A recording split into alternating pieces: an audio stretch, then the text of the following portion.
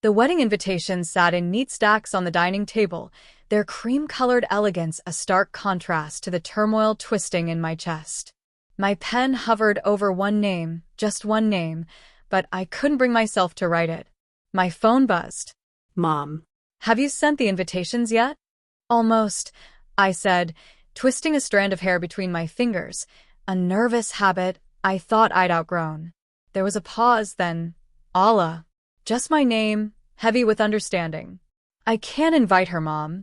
I won't. The words tumbled out in a rush, like I'd been holding them back for years. Another pause. A softer voice. You know what this means. I did. The memory of last Christmas surfaced. The empty chair at dinner, Dad's last-minute excuse, Celeste's carefully worded text about his sudden flu. The same convenient flu that had kept him from my art show, my book signing, my graduation. Every milestone that might have given us a chance to reconnect had been erased by her. He wouldn't come without her. He never did. The soft sound of footsteps pulled me back. Orion set a cup of tea beside me without a word, his presence steady, grounding. Remember Juniper's wedding? Mom asked. I let out a breath. How could I forget? Celeste in her pristine white dress, upstaging the bride. The way she clung to Dad's arm, steering him away from me. The crocodile tears during the father-daughter dance, lamenting how she'd never have that moment herself. That's exactly why I can't invite her, I murmured, tracing the embossed edges of an envelope. Your father will be hurt. Dad's been hurting me for 15 years. 15 years since he let her move in 2 months after Mom left. 15 years since she'd thrown out all my childhood photos because they cluttered the house. Since she'd sneered at my art, calling it a hobby, just before my college applications were due. Orion's hand found my shoulder, squeezing gently. He knew the story. He knew all of them. I took a steadying breath, pressed my pen to paper. Graham Matthews. No, and guessed. No Celeste. Just my father's name alone, a challenge wrapped in ink. Are you ready for the fallout? Mom asked. No, but I wrote it anyway. Tomorrow, I'd mail them all. Tomorrow, I'd set this in motion. But tonight, I curled into Orion's arms, trying to ignore the blinking notification light on my phone. Celeste, maybe. Or Dad, with another excuse for missing dinner last week. Either way, I was done pretending. Done playing the dutiful daughter while she orchestrated his disappearing act. The invitation sat on the table, a white flag turned weapon. Let the war begin. 3 days after mailing the invitations, my phone buzzed over lunch. Dad. My stomach twisted, but I answered anyway, stepping away from my desk at the gallery. Hey, Dad. I just got your invitation, he said. His voice sounded tired, older than I remembered. There must have been a mistake. I pressed my palm against the cool brick wall. No mistake. A pause. Then, the invitation is just for me? Yes. Allah. My name came out the way it used to when I was a kid, when I refused to go to bed on time. You know I can't come without Celeste. She's my wife. And I'm your daughter. The words scraped my throat, raw and unyielding. At least I used to be. Silence stretched between us, thick with 15 years of missed dinners and empty chairs. I heard papers shuffle on his end. Probably at his office. He always seemed to be there when Celeste didn't want him somewhere else. Is this about Christmas? He asked finally. Because we already explained. It's about everything. I cut in, checking my watch. 5 minutes until my next client meeting. It's about every time you chose her over me since I was 14. That's not fair, I never. Last month. My voice sharpened. I invited you to dinner. Just you. You said yes. Then suddenly, work emergency. I did have a... No, you didn't. My grip tightened on my phone. I saw you, Dad. At Marcelo's. With Celeste. The same night, the same time I asked you to meet me at Carlos. Another silence. He exhaled heavily. She'd had a rough day, he said finally. She needed me. And I didn't. Through the storage room window, I saw Juniper arrive early for our meeting. She caught my eye and mouthed, "You okay?" I managed a weak nod. Look, Dad. I pushed away from the wall. voice steady now. I'm done negotiating. No more compromises. The invitation is for you. Alone. It's your choice. He hesitated. I'll talk to Celeste. Maybe we can work something out. No. The word came out sharper than I intended. You don't need to talk to her. You need to decide. On the other end, I heard Celeste's voice, light, casual, asking who he was talking to. I straightened, squared my shoulders. Dinner. Friday. 7. Carlos. Just you. If Celeste shows up, I walk. He didn't answer right away. Are you putting me in an impossible position? He asked. Welcome to my world. I ended the call before he could say anything else. Juniper met me in the gallery, taking one look at my face before pulling me into a hug. Your dad. I nodded against her shoulder. He got the invitation. And I swallowed hard. And now we wait to see if he remembers how to be a father instead of just a husband.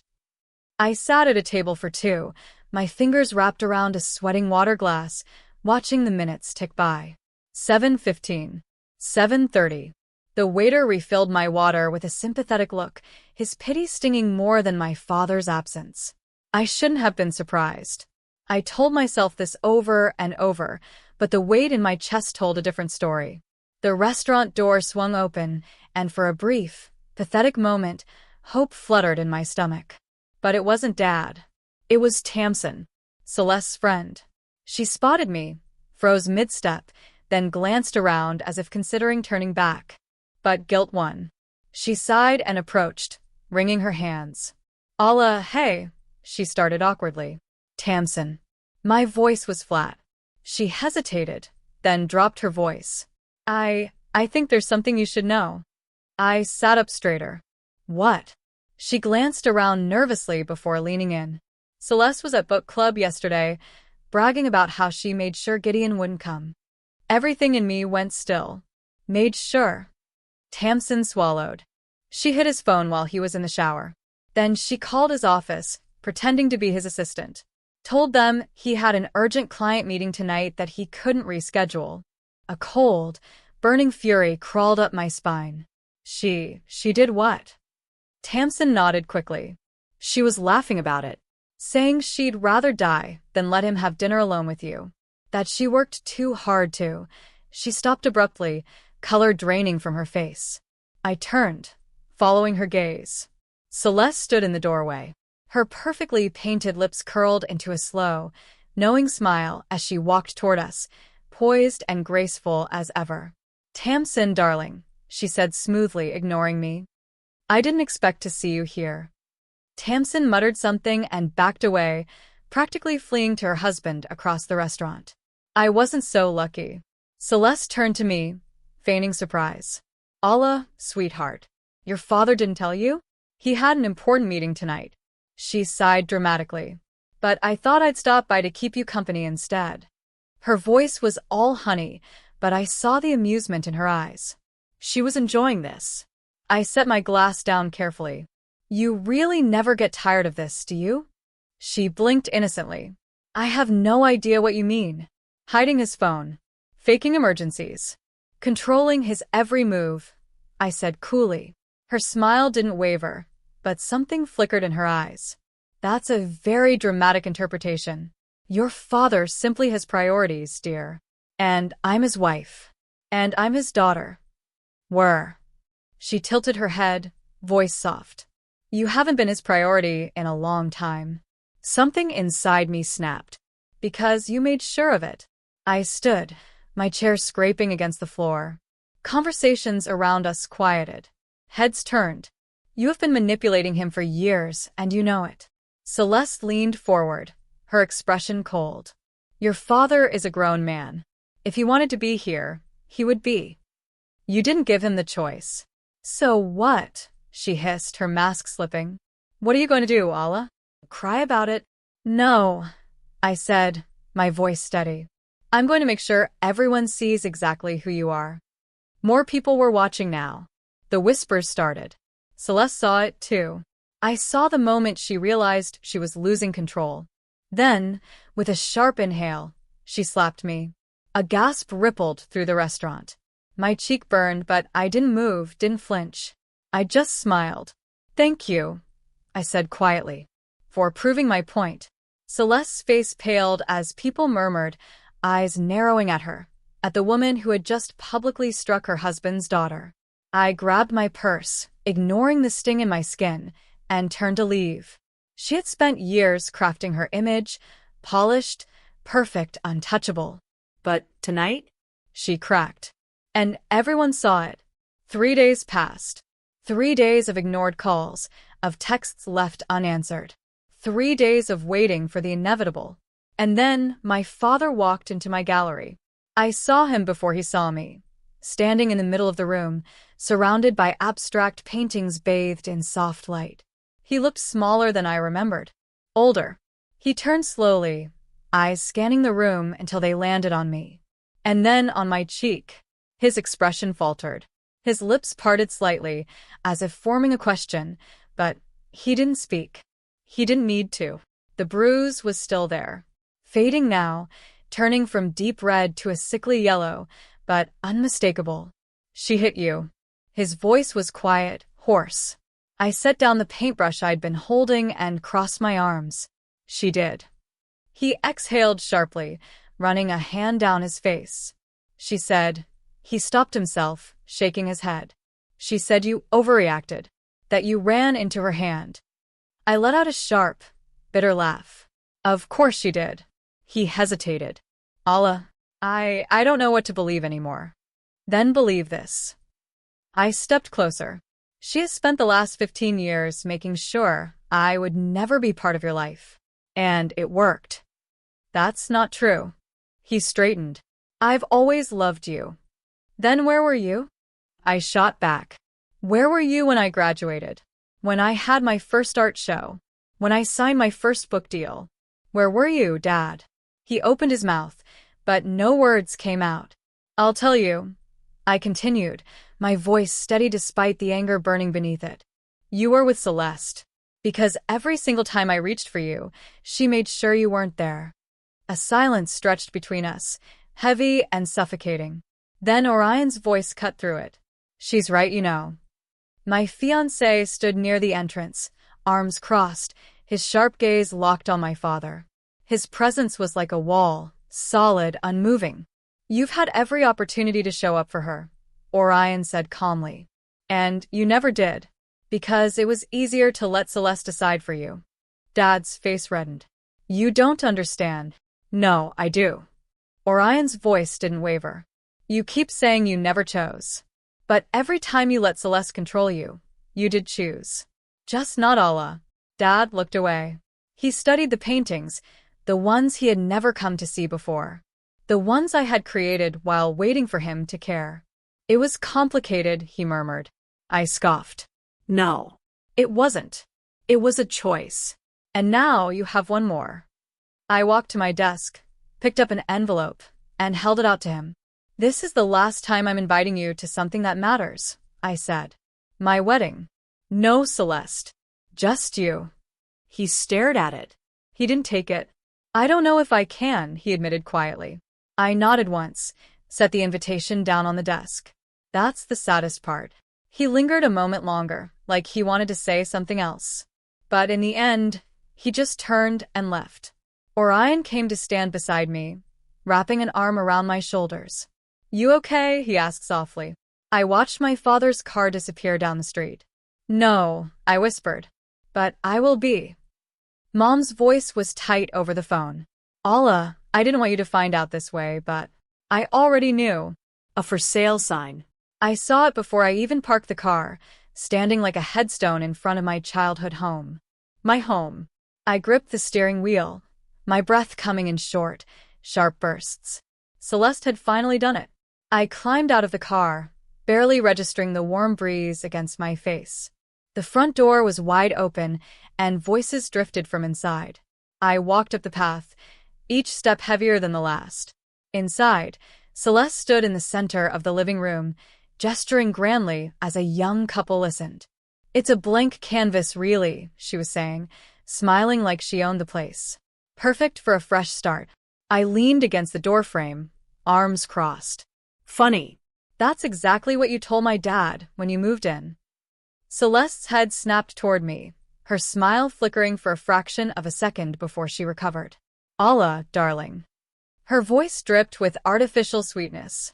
I didn't expect you to stop by. Oh, I'm sure you didn't. I looked around, taking in the sight of my life being erased. The walls were stripped bare, my mother's old curtains gone, the scent of home replaced with some generic citrus candle. The woman from the couple gave me a polite smile. You grew up here? I did, I said, meeting Celeste's eyes. Let me tell you a few things about this house. Celeste's smile turned rigid. The foundation's unstable, I began, tilting my head. Has been for years. The basement floods every spring. The wiring in the east wing? Completely outdated. And the attic. I paused dramatically, watching Celeste's fingers tighten around her real estate brochure. Let's just say there are some things up there that can't be renovated away. The couple exchanged a look. Celeste stepped forward, her voice a forced laugh. She's joking, of course. Am I? I lifted a brow. You might want to check before making an offer. Especially the attic.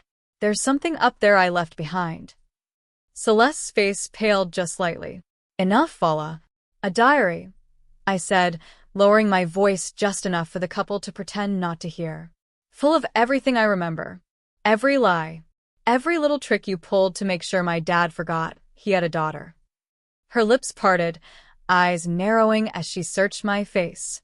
She knew I was bluffing, but she also knew she couldn't be sure. And that was enough.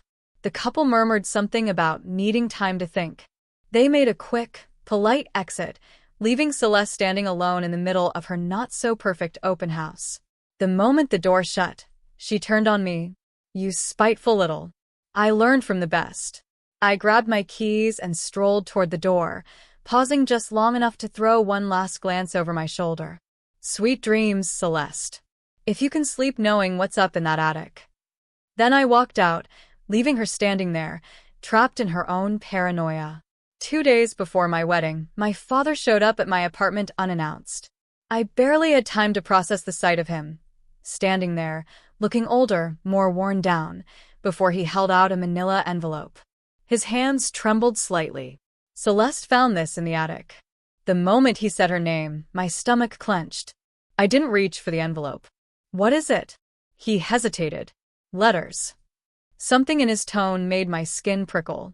What kind of letters? Dad exhaled slowly and set the envelope on my coffee table, rubbing his temple. They're from your mother. My breath caught. She wrote them during our separation, before the divorce. His voice was hoarse, like it hurt to say the words. Before Celeste, the air between us went razor-thin. I reached forward, slowly pulling out the stack of letters. The paper was soft from age, the edges frayed. And then I saw it, Mom's handwriting. My fingers traced the ink, a ghost of the past pressing into my hands. I unfolded the first page, heart pounding. Graham, I know about her. About the affair. The words blurred before my eyes. No. I can't forgive the betrayal, but lying to Allah? No. I stumbled back onto the couch, my breath coming too fast, too shallow. Allah. Dad's voice was pleading. Please, just. You were with Celeste before the divorce. My voice was barely a whisper. It was complicated, he said weakly. I squeezed my eyes shut. It was always complicated with him. 15 years. 15 years of him swearing up and down that Celeste had come after. That they had been just friends when Mom left. That our family had already fallen apart before she ever stepped in. It had all been a lie. How long? I forced myself to ask. He sighed, looking down at the floor. 6 months before your mother and I separated. My chest burned. You let me believe she left on her own. My voice cracked. You let me think it was her choice. He said nothing, because there was nothing to say. I shoved the letters back into the envelope and threw them onto the table. Why are you showing me this now? Dad's jaw tensed. Celeste said if you don't apologize for what happened at the restaurant, if you don't invite her to the wedding, he swallowed hard. She'll send the letters to your mother. I stared at him in disbelief. So, what? You came here to protect Mom? I let out a humorless laugh. You never cared about protecting her before. His eyes darkened. I'm trying to protect you. No, Dad. I stood up, crossing my arms. You're trying to protect yourself. You're trying to clean up Celeste's mess like you always do. He flinched but didn't deny it. I let out a slow breath, steadying myself. Tell Celeste she can do whatever she wants with those letters. My voice was calm now, cold. I'm done protecting your lies. Dad's face fell. Allah, please. Get out. He hesitated, like there was still something he could say to fix this. But there wasn't. And he knew it. So he left, shoulders slumped, defeated. The door clicked shut behind him, leaving only the letters on my coffee table, proof that I had never really known my father at all. The morning of my wedding was supposed to be peaceful. Instead, I was gripping my phone, my pulse hammering in my ears as Tamsen's frantic voice filled the line. She faked it. Allah, Celeste told your dad she found a lump. Made him promise to take her to the hospital today, so he'd miss your wedding. I didn't think. I didn't hesitate. I drove straight to my childhood home, marched up the front steps, and shoved the door open. Celeste stood at the foot of the staircase in a silk robe, looking entirely too composed for a woman supposedly sick. She didn't even look surprised to see me. Shouldn't you be getting ready for your big day? She asked smoothly. Oh, wait. No father-daughter dance now, is there? I clenched my fists. Drop the act, Celeste. I know what you did. She sighed, tilting her head. And what, exactly, did I do? You've spent years keeping him from me. Every missed dinner, every forgotten milestone. My voice sharpened. You made sure of it, didn't you? Her lips curled. He let me. Something cold settled in my chest. So, you admit it, I said quietly. She stepped closer, her perfume thick in the air. I didn't have to try that hard, sweetheart. He always chose me in the end. Because you never gave him a choice. Because he didn't want one. Her voice turned mocking. That's what you can't accept, Allah.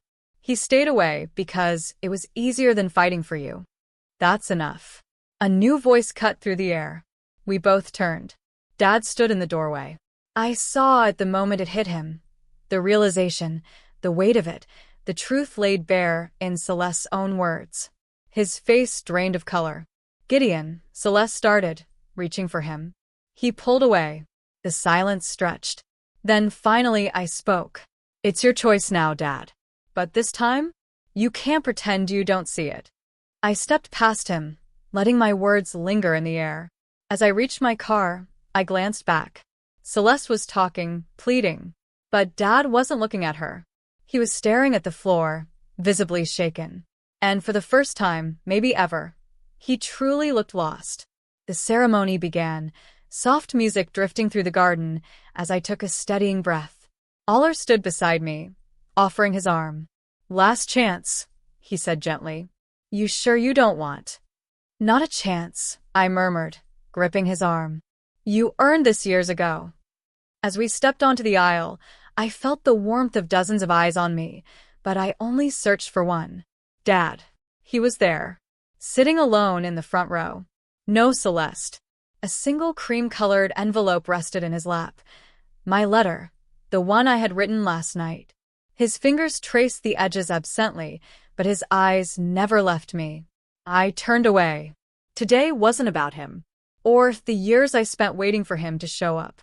It was about the man at the end of the aisle, the one who had never made me wait, never made me question my worth. Orion's face lit up when he saw me, and suddenly, the past didn't feel so heavy. I walked forward, toward a future free of everything that had weighed me down. The reception was a blur of laughter and love, of clinking glasses and warm embraces. Then, in the quiet space between toasts and dancing, Dad found me. I read it, he said simply. I turned, meeting his eyes. For the first time in years, they looked clear. And I filed for divorce this morning, he admitted. Something inside me wavered, just slightly. Not because of today, he added quickly. Because I finally see it. All of it. I exhaled, letting his words settle. That's a start. His throat bobbed. But not forgiveness? Not yet. He nodded, accepting it, maybe for the first time. We stood in silence for a moment before I heard Orion call my name. I turned toward the dance floor, where my mother and Aller were already laughing together, swaying to the music. When I looked back, Dad was gone. Not gone, watching. From a distance. Alone. And for the first time, I thought maybe, just maybe, he finally understood what he had lost.